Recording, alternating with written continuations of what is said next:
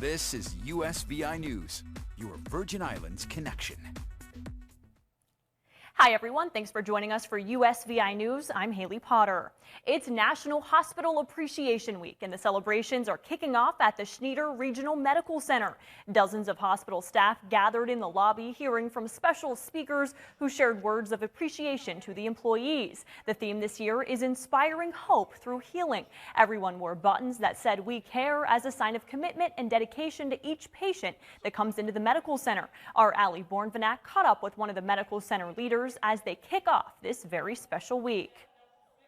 Hospital Week we celebrate on an annual basis. It's a week long now. It started off as a day, but it's a week long just to bring the morale and the awareness of what we do in the hospital every single day of the year. We want the community to be able to appreciate the hard work and actually how much it takes to keep an organization running perfectly as we try to be in a zero harm environment. Tomorrow we're going to celebrate our recognition of our employees. Basically every 5 years we recognize an employee's achievements and their time here in the hospital. So we recognize 5-year, 10-year, 15-year, all the way up to 35 years.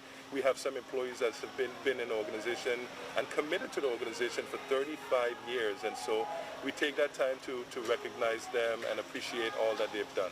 We do a lot here, and I am proud of this organization. I'm proud of the people. This is what this organization and what this day and this week is about, is recognizing that we have a building and we're excited to get a new building redeveloped and reconstructed, but the only thing that has remained the consistency in this organization are the hard-working individuals of this organization.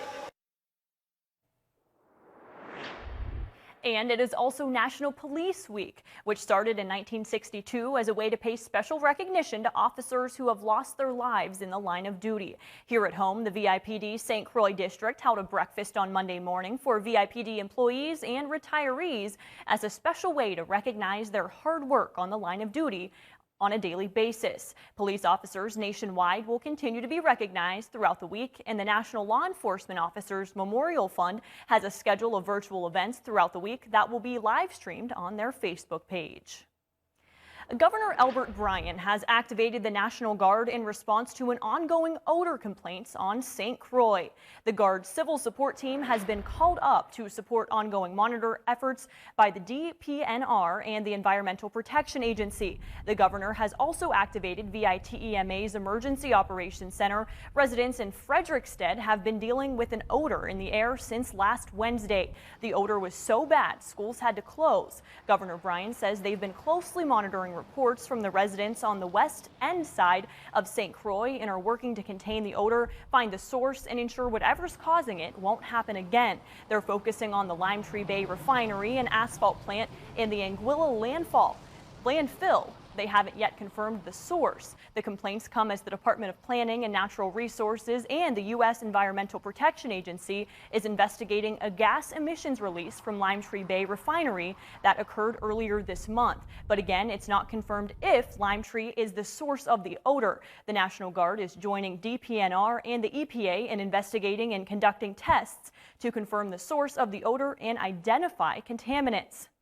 3 people sought medical attention for headache and nausea related to the odor. The VI Department of Health says anybody with respiratory ailments, including allergies, lung disease, or asthma, should consider staying indoors or temporarily relocating to areas less affected. Meantime, Senator Samuel Carrion is calling for Lime Tree Bay terminals to pause refining operations until it can adequately prevent further emissions and install appropriate air quality monitoring systems. The St. Croix senator is also calling for an emergency public meeting to address residents' concerns and better inform the public of steps being taken to address any emissions from the refinery. Lime Tree was served with a notice of violation by the U.S. Environmental Protection Agency on April 30th, 2021 for sulfur dioxide emissions. The company has agreed to start using its air monitoring equipment again, but there's no word what will happen. The senator says while Lime Tree is a huge boost to the St. Croix economy, nothing is more important than the health and safety of residents. Pfizer's COVID vaccine is expected to be available soon to children ages 12 to 15. Researchers are now testing the vaccine in kids as young as 6 months old to see if it's safe and effective. Let's take a look. Eloise LaCour is happy and healthy. Here we go. The 3-year-old just received her second COVID-19 vaccine. She's part of a study testing Pfizer's vaccine on children 6 months to 12 years old. Whatever we can do to protect her, even though chances are she'd be totally fine if she caught the virus, we don't know what the long-term effects are. Dr. Yvonne Maldonado leads the research at Stanford University School of Medicine. She says they plan to enroll a few thousand children to see if the vaccine is safe and effective. For younger children, they are currently working to find the right dose. What doses are the lowest doses that produce the best immune response with the least side effects?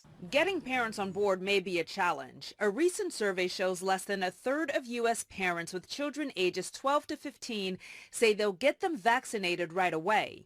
Children now make up about 25% of COVID-19 infections, and that number is growing. Kids are less likely to have severe COVID, but Dr. Maldonado says thousands have been hospitalized, so it's critical they get the shot. It's clearly a disease that while the numbers look small, they are still important. People under 18 make up over 20% of the U.S. population. And if we want to reach herd immunity, it is going to be important to tap in to that population as well. Eloise's parents say they discussed the study in detail with her. We talk a lot about how she's been very brave to participate in the trial, and the vaccine is something that'll help her body be strong to fight against the virus. Okay. And that she's helping other kids by getting her shot. Femi Redwood, CBS News, New York. We spent more than a year asking when are things opening back up, but now that they are, some admit they're not quite ready. Doctors say if you're feeling social anxiety, you're not alone. Ellie's art district busy once again, and we noticed at least with this group, hugs are back too. And obviously, it's one of my best friend's birthdays, so gotta give him a hug when I see him. Derek Irby and his pod are ready to embrace post-pandemic life. It's just nice to be outside and have a drink with some friends. Not a problem hanging out with each other, but they admit socializing again with others could be awkward at first. Is speaking to someone okay? Is tapping someone okay?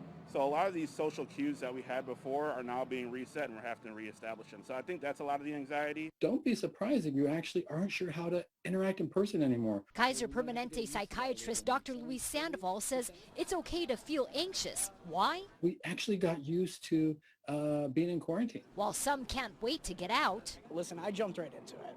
Once I got vaccinated, it was no holds bar. I was sick for about 24 hours, but after that it was get on a flight, go see my friends out on the West Coast, and do my thing.